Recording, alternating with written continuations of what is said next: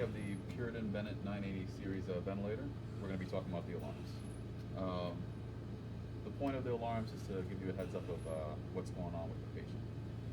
So let's say we're suctioning the patient. We want to give them, pre-oxygenate them for 100% oxygen. So we're going to press this button right here. For 2 minutes, you're going to give 100% oxygen. After that, you can give them a nice suction. There are certain alarms that are going to go off. One beep is a low-level alarm. It'll return back to normal. 2 beeps is a moderate-level alarm, and 3 beeps is a high-level alarm. That could be a high peak pressure. Or continuous alarm, a continuous beep where it Continuous keeps beep. on alarming. What When else should it's we go a over? continuous and alarm where the ventilator does not stop alarming, what do you have to do? So we're going to silence the alarm. That'll be this button right here to silence the alarm. You have to identify what the alarm is alarming, what alarm is going off. So if I had a kink in the tubing, what is that causing the ventilator to sense? The kink in the tubing is going to be an obstruction. Okay. So it could be their HME. We could change that out. They could have a mucus plug, or maybe they just need some suctioning. So we'll silence the alarm, 100% oxygen, fix the issue, reset the alarms by pressing this button right here. Okay. All right. When that occurs, should the nurse fix it themselves or call respiratory? For a high-level alarm, we should call respiratory. All right. Good. All right. If I wanted, can you go back over with suction again? So if I wanted to suction the patient and I need to give 100% oxygen, can you point to the O2 button again? So we press this O2 100% right here. Okay. You're going to see it do a countdown of 2 minutes. If I Okay. pressed it earlier, it's already almost done with that countdown. Okay, so, and then if I close the window, you hit that, and then I'm gonna make the ventilator alarm, and and can you show me how to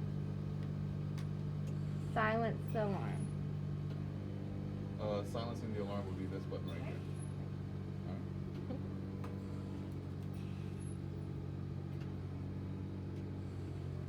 Let me cancel that, and it'll allow you to activate the alarm. So it's continually going off. You want to silence it, call a respiratory therapist. Should you silence it and walk away? You should never silence and walk away. Stay with your patient. Excellent. All right, we're gonna go to the servo I,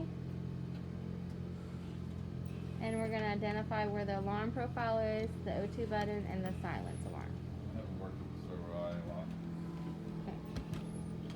Alright. So just pull up so I want you to, this is the servo I. Okay. Alright.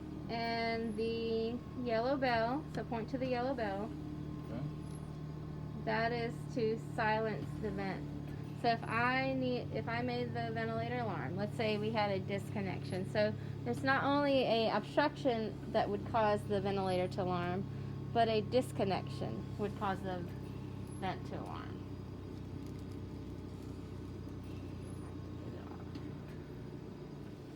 Can you do that for me? So we have a leak in the circuit that also can trigger the ventilator to alarm. And we would have to, if there was a disconnection, we'd have to find where the leak was. So Charles is going to fix the leak.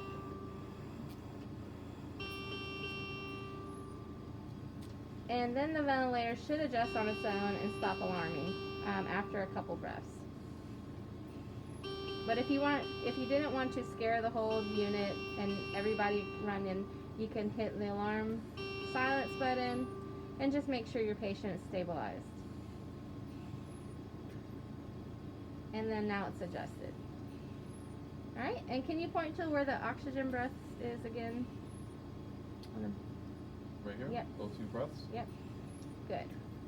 Alright. And then the alarm profile, there's a button right beside the bell.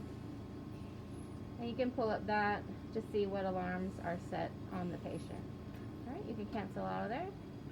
Alright, thank you.